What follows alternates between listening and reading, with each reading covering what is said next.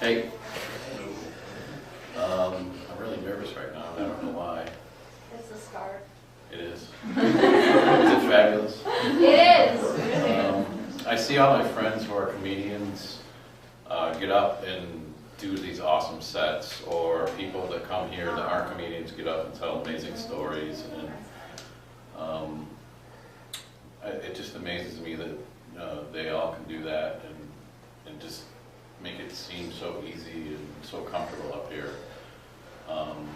What's the prompt? I used to be. I used to be. Like, I used to be very comfortable and happy 10 feet over there. Right now, I'm like terrified. Not terrified, but I guess terrified is a relative thing. But I was trying to think of stuff, and a lot of your stories reminded me of stuff when I was younger. And I used to kind of want to conquer the world mixed with insecurity at the same time. And that got me into a lot of trouble. I didn't have anything planned, so I'm just kind of whatever pops into my head. So I kind of got into trouble, and other times I ended up in really awesome situations. You know, I don't know how this one time I lived in LA, and it was during the LA riots, and we all had the great idea to go out after curfew and just run around. And we got shot at, which was a really serious thing, but when you're young, it's just kind of, again, you're invincible and wanting to conquer the world. So I guess I used to be like that. But the insecurity comes up because if you were secure with who you were, you wouldn't have to go out looking for trouble or go out and, you know, party till you can't stand up or things like that. But I don't know if I would trade any of that anyway, because like I said, there's good and there's bad.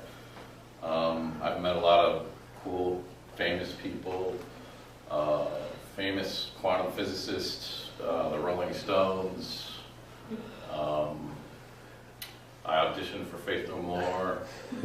I'm trying to think of other good stuff though. There's a lot of bad stuff. I ran a couple of companies in Rochester that took me to Cuba to do documentary.